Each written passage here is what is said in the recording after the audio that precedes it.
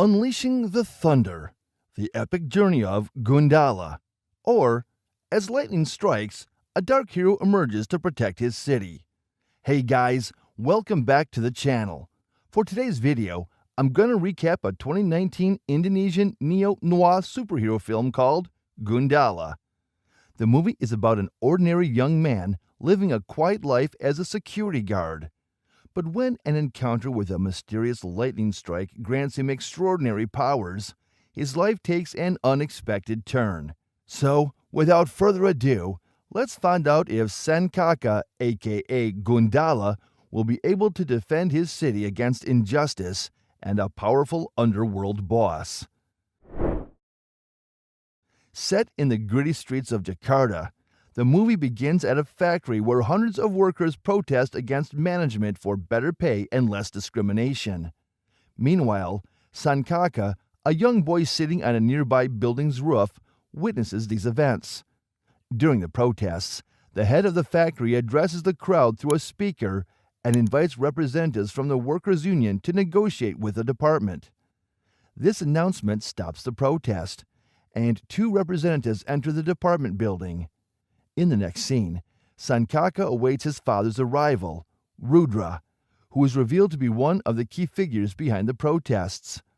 Curious, Sankaka questions his father's involvement in the riots, and Rudra explains that it is important to assist those in need and fight against injustice. He emphasizes that if a person cannot help others in need, then they are as good as dead. 3 days have passed, but the workers who went to negotiate with the department have not returned. The next day, Sankaka hears his parents talking about the missing workers. Della, Sankaka's mother, tries but fails to stop her husband from going to the factory to confront the head of the factory about the missing workers. Rudra arrives at the factory and, with the backing of other workers, attacks the security forces. On the other hand, Sankaka and his mother decide to visit the missing workers' homes to check up on them. Surprisingly, when they arrive at one of the representatives' homes, they find him hiding inside while his wife attempts to deceive them about his whereabouts. Once she realizes it's a trap, Della rushes toward the factory to warn her husband.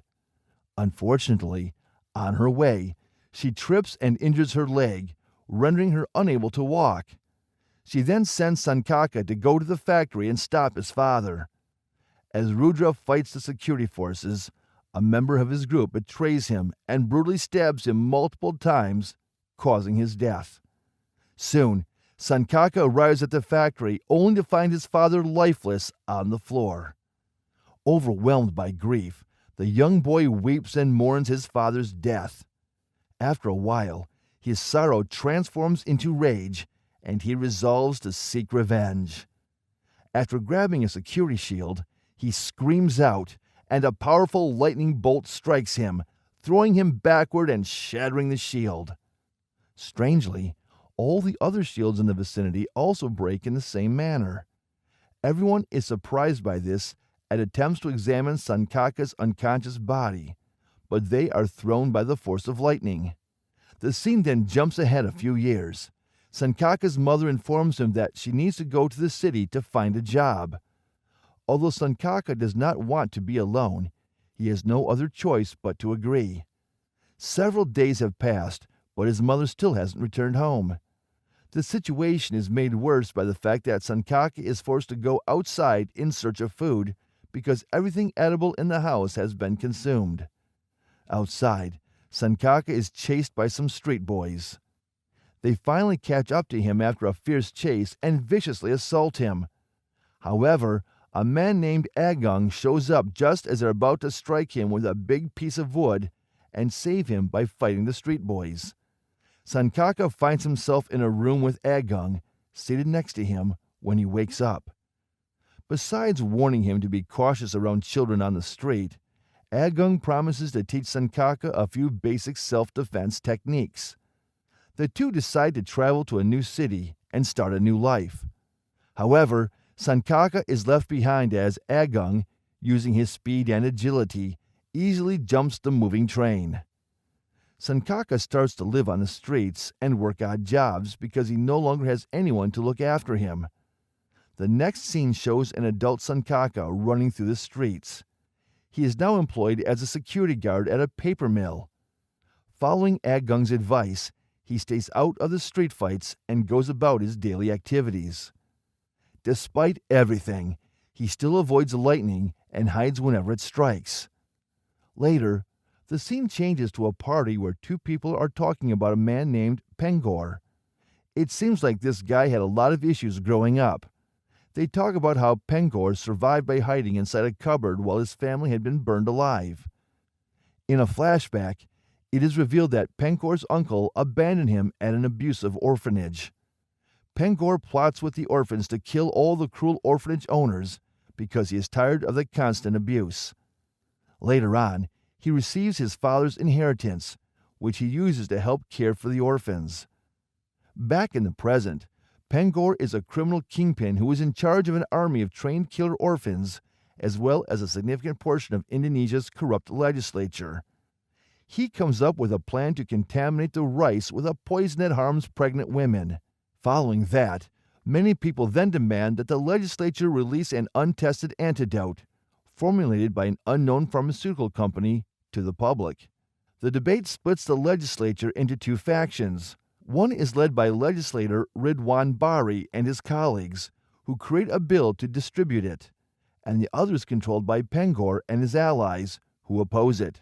Pengor approaches Durga, a young, recently elected legislative council member, during the party, and extends a handshake. However, Durga declines, which infuriates Pengor. Later, as Durga is making his way home, Pengor's men capture him and his family and brutally murder them. In the following scene, Sankaka notices a group of thugs threatening a helpless woman named Wulan for money. Sankaka cannot help but confront the thugs. He then easily defeats them using his stronger fighting abilities. When the thugs are gone, Wulan thanks Sankaka for saving her and her brother Teddy. Later that night, while Sankaka is on duty in the factory, he is attacked and beaten badly by a larger group of thugs. Assuming he's dead, they throw him from the top of a building while it's raining heavily.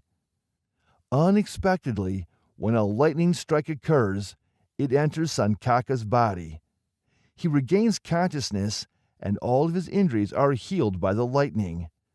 Sankaka stops by the market the next day and sees Wulan discussing ways to save themselves from the thugs with the market owners. Soon after, Sankaka gets chased by the same thugs who beat him up earlier. However, Sankaka easily defeats them this time thanks to his lightning-powered abilities. When Wulan notices this, she asks him to join their fight, but Sankaka declines and continues working. Later, the bandits destroy everything by setting the market on fire.